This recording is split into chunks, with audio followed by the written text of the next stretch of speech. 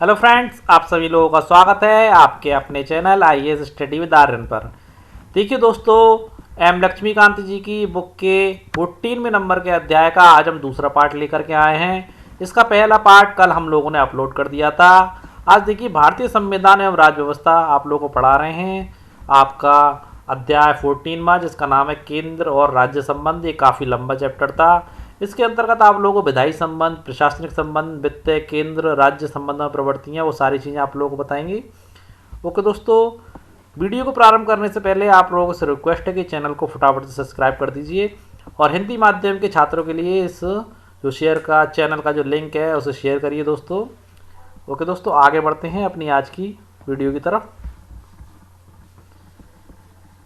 देखिए दोस्तों, आज हमारा 22वें नंबर का प्रश्न आप लोगों की स्क्रीन पर है।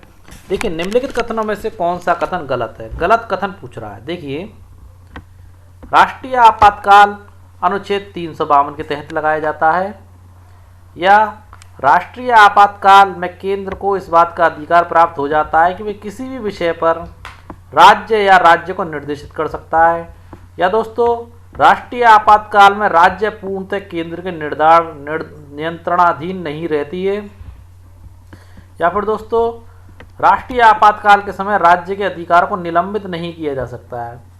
दोस्तों, पहले इस प्रश्न का मैं सही उत्तर बताऊंगा आपको, फिर इसको डिस्क्राइब करूंगा। देखिए, इस प्रश्न का सही उत्तर गलत जो पूछ रहा है, गलत आपका ओनली कथन तीसरा गलत है। क्योंकि देखिए, राष्ट्रीय आपातकाल में राज्य पूर्णतः केंद्र के नियंत्रणाधीन नहीं रहता, ये चीज़ गलत है, जबकि पूर्ण रूप से केंद्र के नियंत्रण में रहता है राज्य। ओके दोस्तों, अब देखिए, एक बात मैं आप लोगों को बता देता हूँ। राष्ट्रीय आपातकाल हमारा जो लगता है अनुच्छेद 352 के तहत लगाया जाता है। किसके तहत लगाया जाता है? अनुच्छेद 352 के तहत। और देखिए, केंद्र को इस बात का अधिकार प्राप्त हो जाता है कि वे किसी भी विषय पर राज्य या राज्य को निर्देशित कर सकता है। ओके दोस्तों, इस प्रकार इस स्थिति में राज्य पूर्णतः केंद्र के नियंत्रण में हो जाता है दोस्तों। पर यह बात अलग है, यद्यपि उन्हें निलंबित नहीं किया जा सकता, यानी कि पूर्णतः केंद्र के नियंत्रण में हो जाता है परंतु उसे निलंबित नहीं किया जा सकता है। ओके दोस्तों,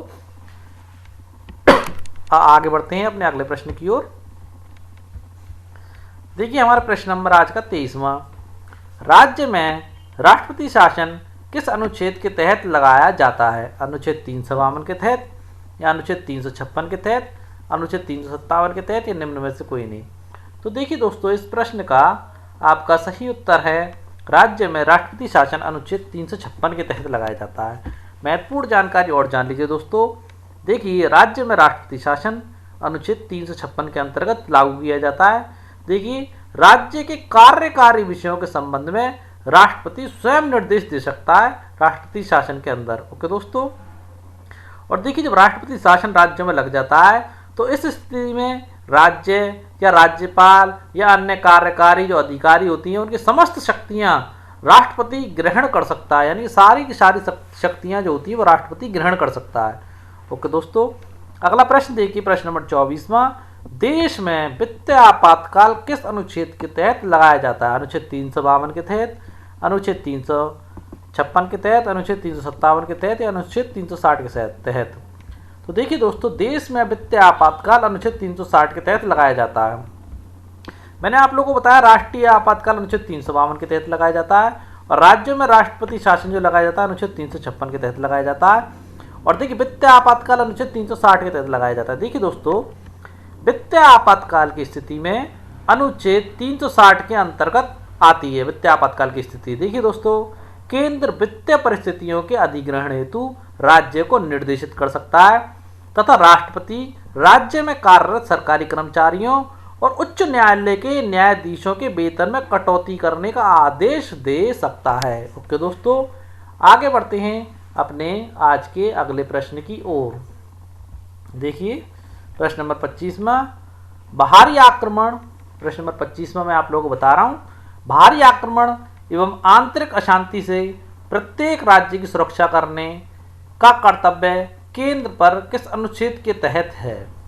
यानी कि हमारी जो केंद्र सरकार है उस पर जब भी कोई बाहरी आक्रमण होता है या आंतरिक अशांति होती है तो राज्य की सुरक्षा करने का जो अधिकार दिया गया केंद्र को वो किस अनुच्छेद के तहत है, ये पूछ रहा है प्रश्न।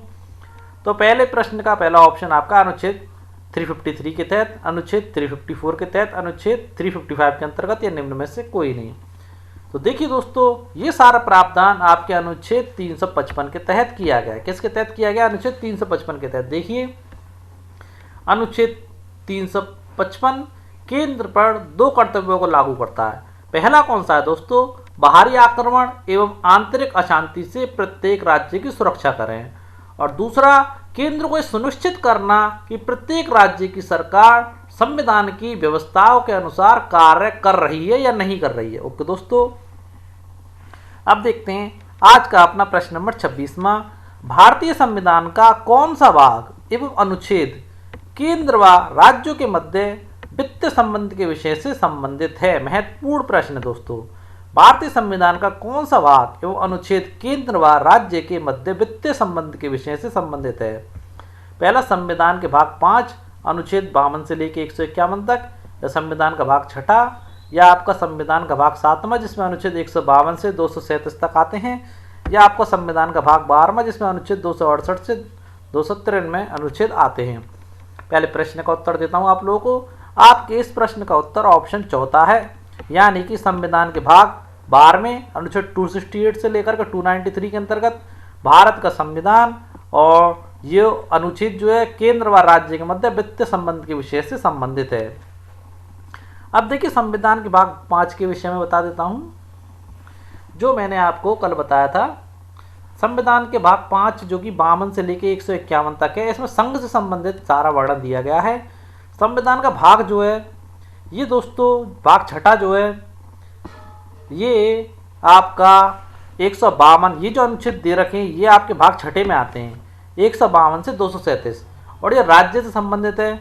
और देखिए संविधान का भाग 7वां, संविधान के भाग 7वां ये 7वें संविधान संशोधन अधिनियम 1956 द्वारा निरसित कर दिया गया है। इसे क्या कर दिया गया? निरसित कर दिया गया है।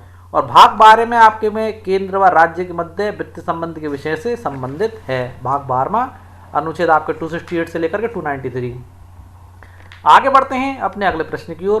प्रश्न नंबर 27वां, कराधान। कराधान यानी कि टैक्स। कराधान शक्तियों के संदर्भ में निम्नलिखित कथनों पर विचार कीजिए। देखिए संसद के पास संघ सूची जिसकी संख्या 15 है, जिसमें कर निर्धारण का विशेष अधिकार है। तो दोस्तों ये फैक्ट की बात है। संसद के पास संघ सूची है जिसकी संख्या 15 है, जिसमें कर निर्धारण का विशेष अधिकार दिया गया है। और देखिए राज्य विधानमंडल के पास जो राज्य सूची का विषय है, राज्य विधानमंडल के पास राज्य सूची जिनकी संख्या 20 है पर कर निर्धारण का विशेष अधिकार है। ओके दोस्तों, यानी कि इन लोगों के पास भी कर निर्धारण का विशेष अधिकार अवेलेबल है।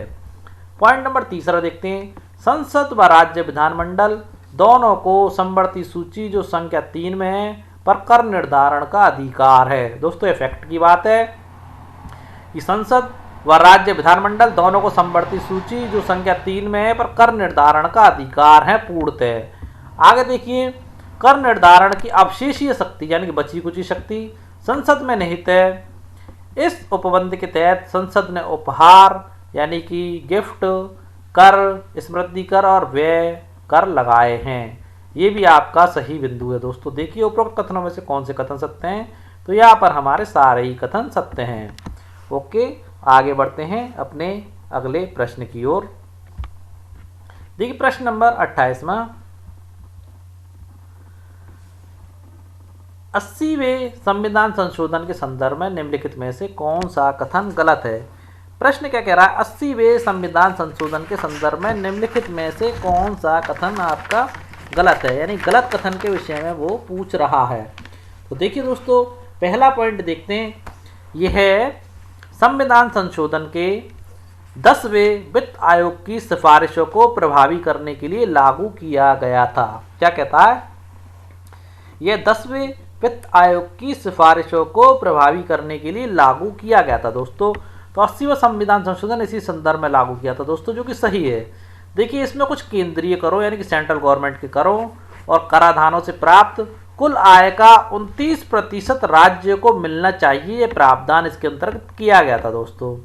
अब देखिए इसे अवमूल्यन की वैकल्पिक यानी कि ऑप्शनल क्या कहा गया था, इस अवमूल्यन की वैकल्पिक योजना के रूप में जाना गया था। दोस्तों यह पूर्वव्यापी अप्रैल 1996 से अस्तित्व में आया था, यानी कि पूर्ण रूप से 1 अप्रैल 1996 से यह अस्तित्व में आया था 20वें संविधान संशोधन। ओके दोस्तों, और देखिए दोस्तों, इस संशोधन ने निगम कर यानी कि टैक्स, कस्टम ड्यूटी आदि का प्रावधान नहीं हो पाया था संशोधन में।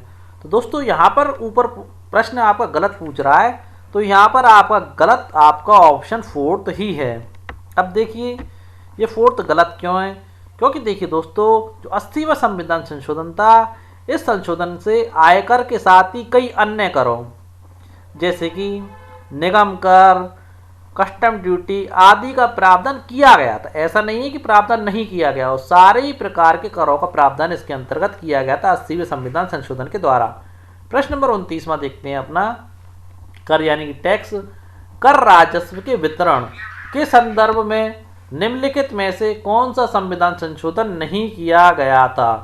कर राजस्व के वितरण के संदर्भ में निम्नलिखित में से कौन सा संविधान संशोधन नहीं किया गया था?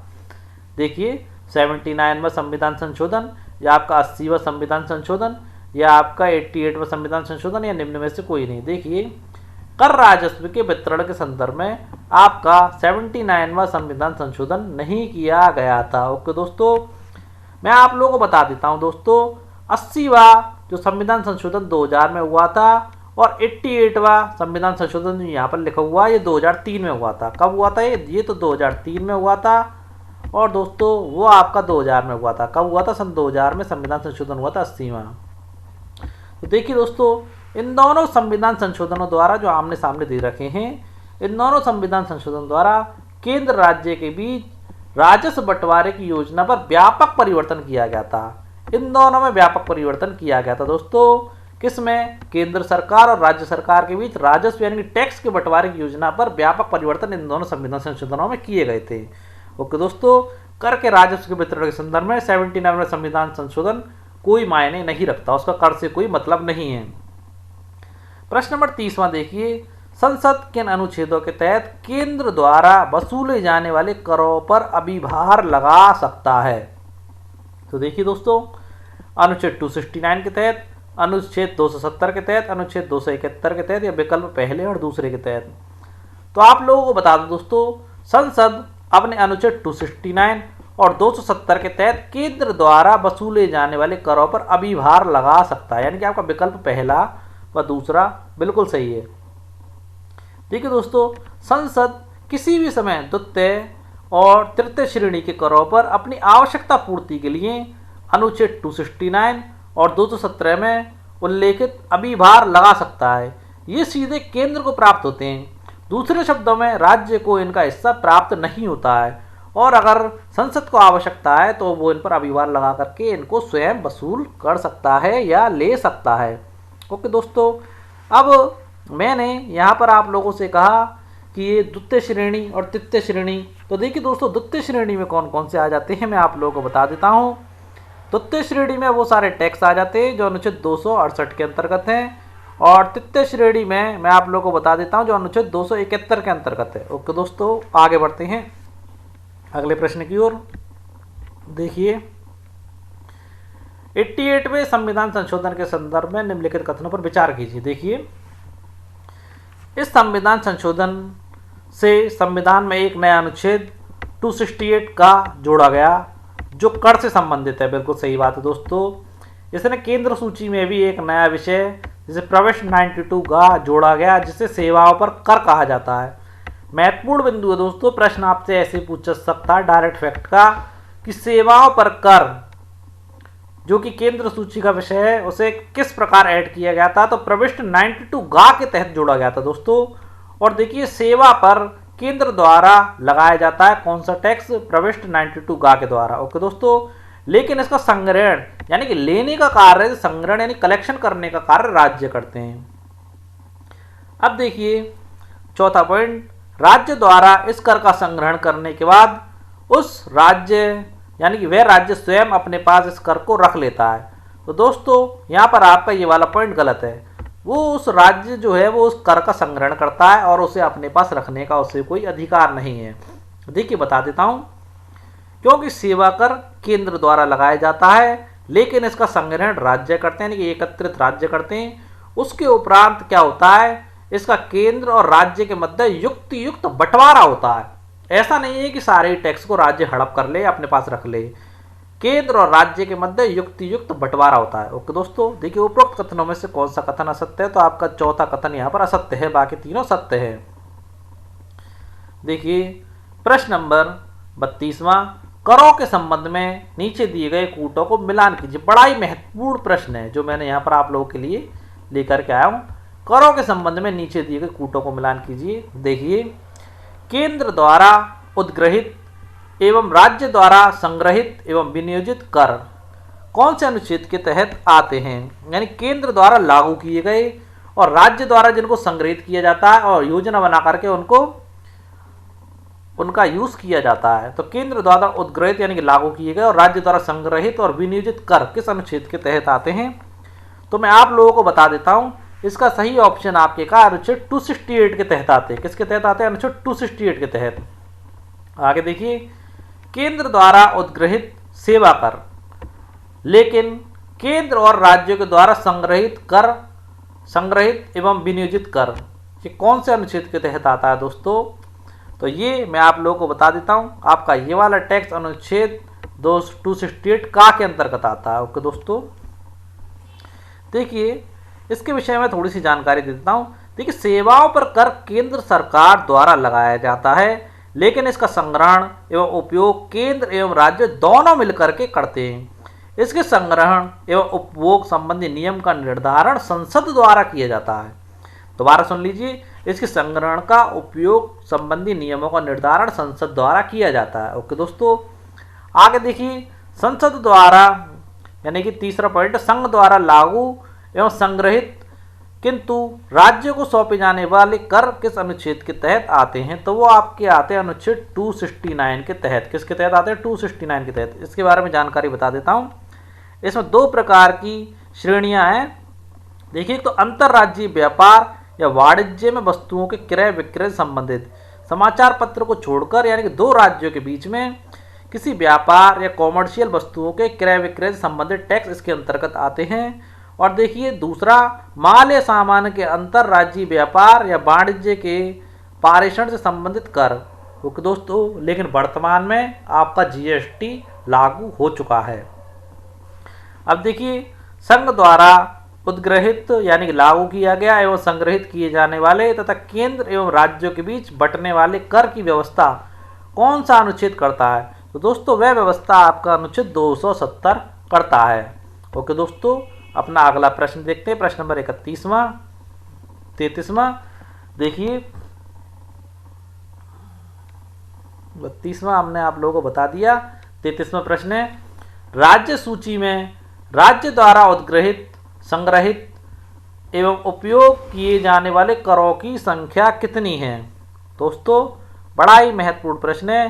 राज्य द्वारा उद्ग्रहित, लागू, संग्रहित और उपभोग किए जाने वाले करों की संख्या कितनी है, तो दोस्तों 5 है, 10 है, 15 है या 20 है, तो आप लोग को बता देता हूँ वो संख्या 20 है। दोस्तों देखिए, ये पूर्णतः राज्य के टैक्स हैं, इनका उल्लेख राज्य सूची में किया गया है, इनकी संख्या टोटली 20 होती है। कुछ एग्जाम्पल के बतौर बता देता हूँ मैं आपको, जैसे कि देखिए सड़क परिवहन के माध्यम से राज्य में प्रविष्ट होने वाली वस्तुओं पर लगने वाले कर।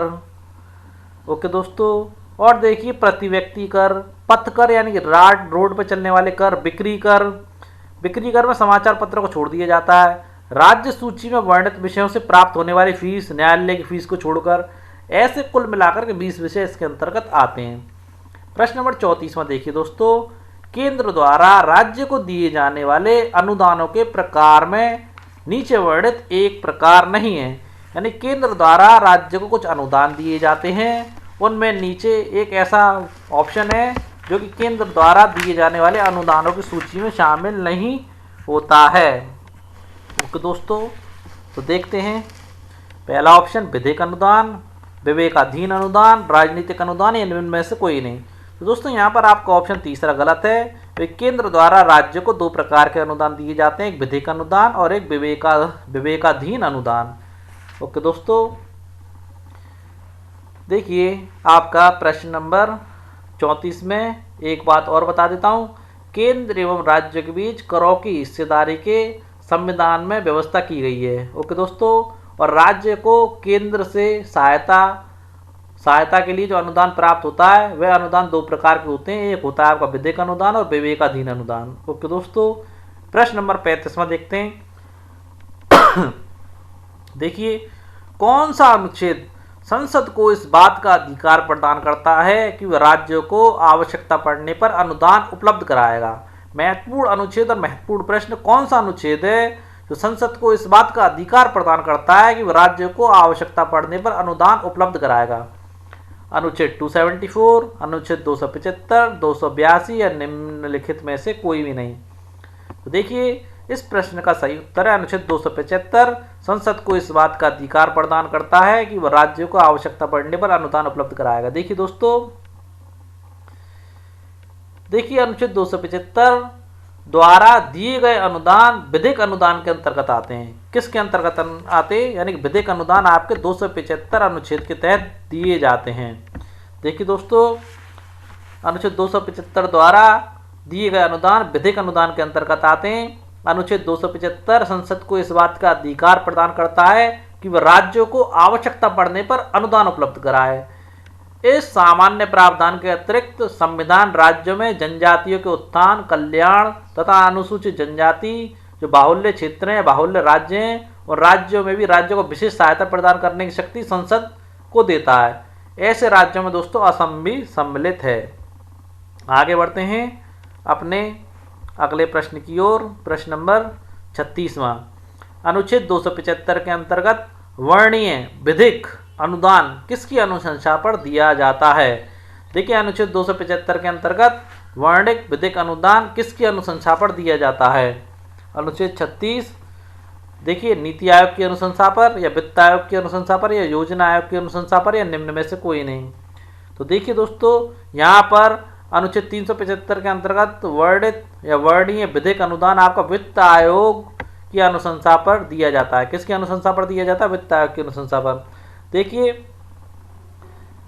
अगला प्रश्न देखते हैं आपका 37वां, विवेकाधीन अनुदान। विवेकाधीन अनुदान के संदर्भ में निम्नलिखित में से कौन सा कथन गलत है? तो देखिए अनुच्छेद 282 संघ एवं राज्य दोनों को इस बात का अधिकार देता है कि किसी लोक प्रयोजन के लिए वे अनुदान आवंटित कर सकते हैं।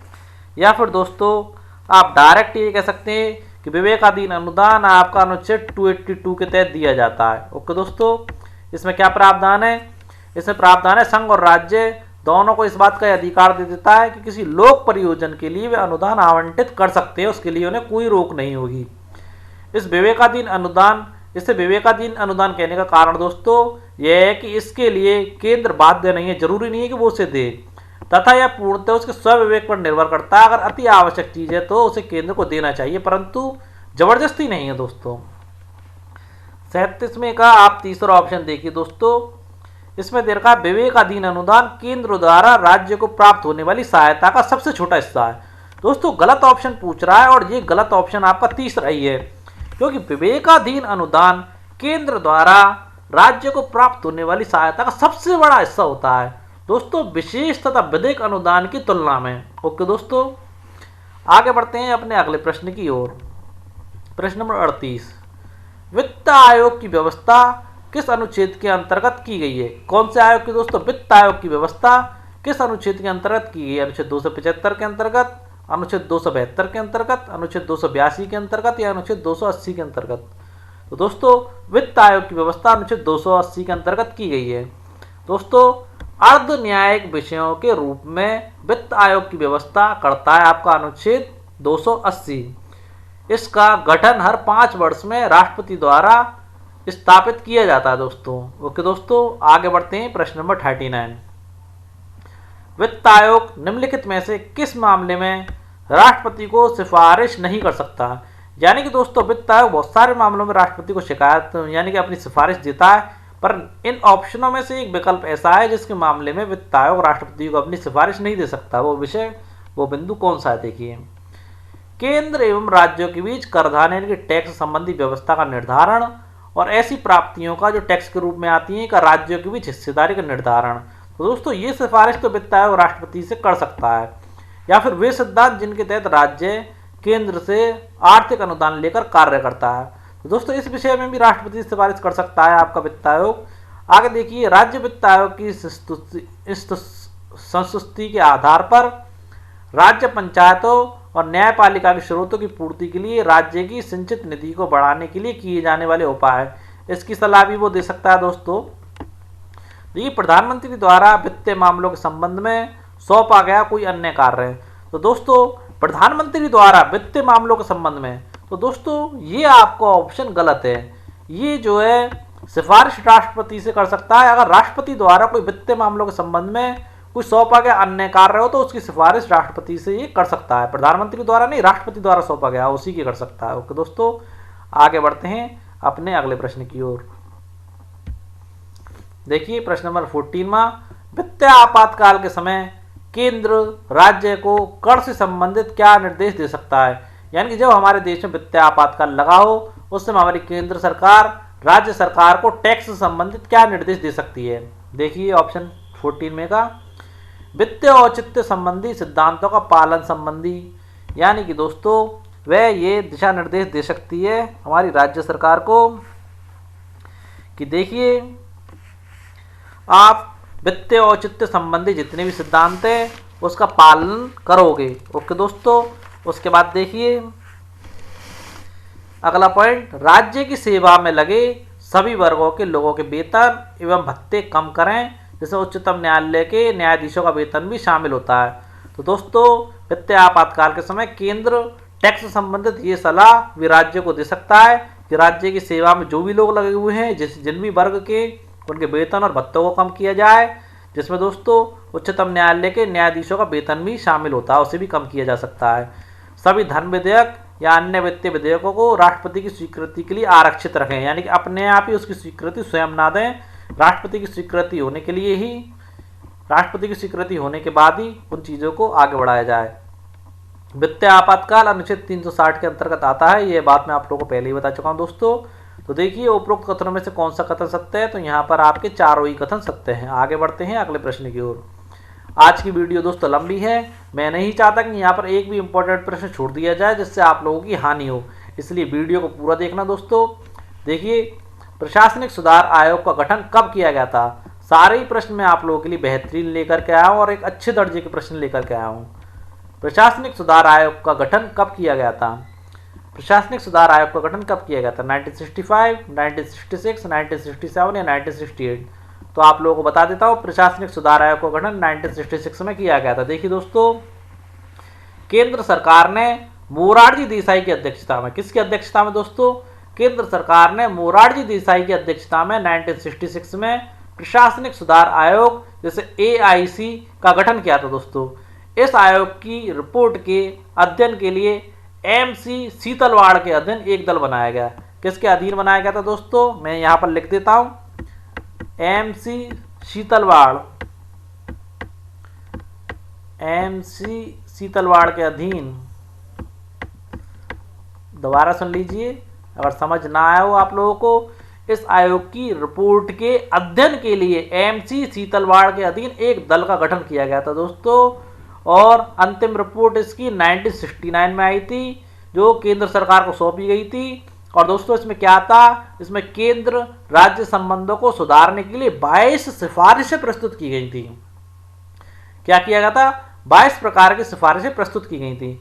प्रश्न नंबर 42 में देखिए, प्रशासनिक सुधार आयोग द्वारा की गई सिफारिशों के संदर्भ में निम्नलिखित में से कौन सा कथन सही नहीं है। देखिए संविधान के अनुच्छेद 263 के तहत एक अंतर्राज्यीय परिषद का गठन करना, इसकी सिफारिश इन लोगों ने की थी। राज्यपाल के रूप में गैर दलीय ऐसे व्यक्ति को नियुक्त किया जाए जिसका सार्वजनिक जीवन व प्रशासन में लंबा अनुभव हो। ओके दोस्तों, या फिर राज्य के अधिकतम शक्तियों का प्रत्यायोजन, ये मांग भी इनके द्वारा की गई थी। राज्यों को ज़्यादा वित्तीय संसाधन स्थानांतरित कराएं ताकि उनकी केंद्र पर निर्भरता कम रहे, ये मांग भी इनके द्वारा, सिफारिश इनके द्वारा की गई थी। तो देखिए उनके अनुरोध पर राज्य में केंद्रीय सशस्त्र बलों की तैनाती नहीं होनी चाहिए। तो दोस्तों ये सिफारिश उन लोगों द्वारा नहीं की गई थी। उन्होंने तो ये कहा था कि केंद्रीय सशस्त्र बलों की तैनाती होनी चाहिए। ओके दोस्तों, फिर से बता देता हूँ, उन्होंने तो केंद्रीय सशस्त्र बलों की तैनाती होनी चाहिए, ये चीज़ उन लोगों ने कही थी।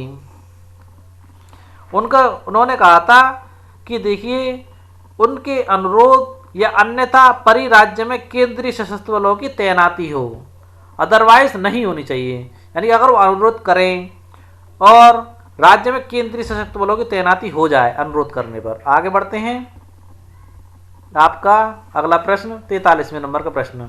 देखिए, 3 सदस्यीय राजमन्नार समिति, महत्वपूर्ण प्रश्न, 3 सदस्यीय राजमन्नार समिति का गठन कब किया गया था? 1965, 1970, 1969, 1968। दोस्तों इसका सही ऑप्शन है 1969 में 3 सदस्यीय राज्य मन्नार समिति का गठन किया गया था। देखिए 1969 में तमिलनाडु सरकार यानी कि वहाँ पर डीएमके ने डॉक्टर एसवी राजमन्नार की अध्यक्षता में केंद्र राज्य संबंधों की समीक्षा करने एवं राज्य को स्वायत्तता दिलाने के लिए संविधान में संशोधन के सुझाव देने के लिए 3 सदस्य समिति का गठन किया था।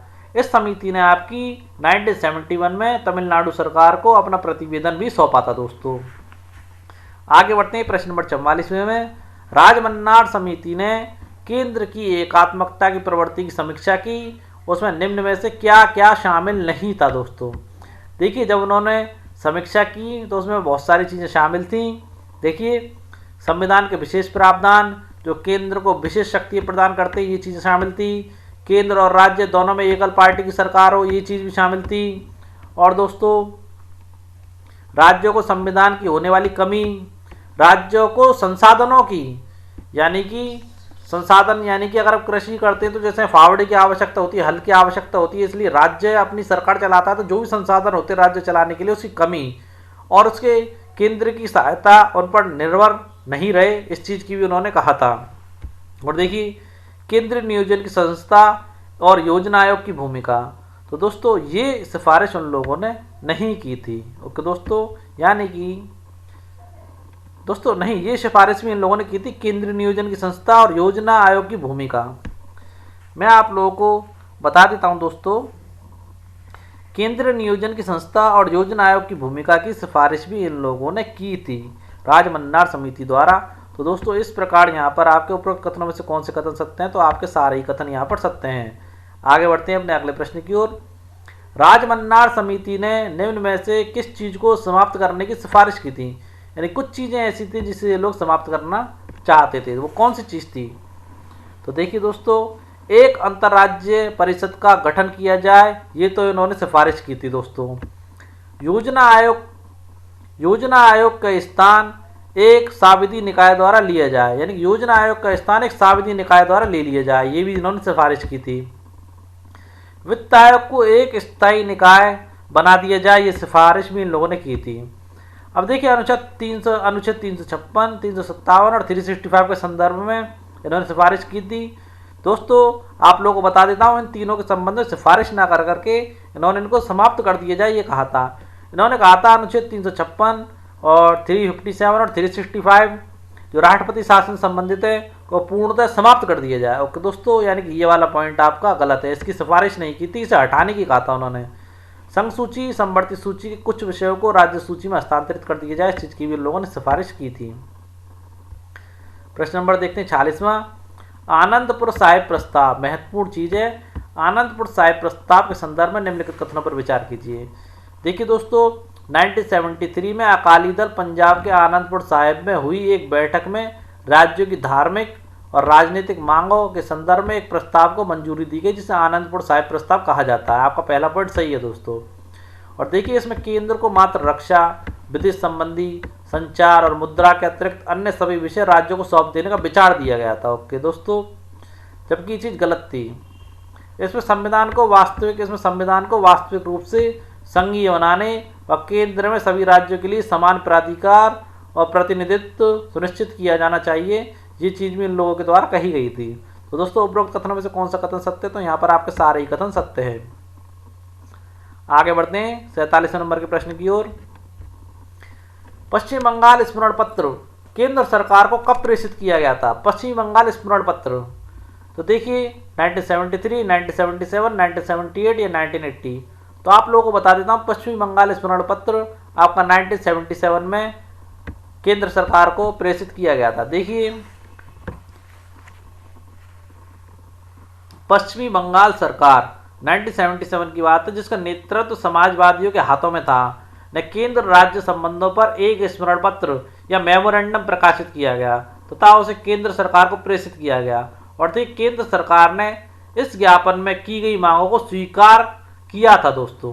ओके दोस्तों, आगे बढ़ते प्रश्न नंबर 48 की ओर। केंद्र राज्य परिषद का गठन कब और किसकी सिफारिश पर किया गया था? देखिए 1966 प्रशासनिक सुधार आयोग। देखिए प्रशासनिक सुधार आयोग का गठन 1966 में किया गया था। और देखिए राज मन्नार समिति, इसका गठन भी आपका 1969 में किया गया था। और आनंदपुर साहिब प्रस्ताव आपका 1973 में लाया गया था।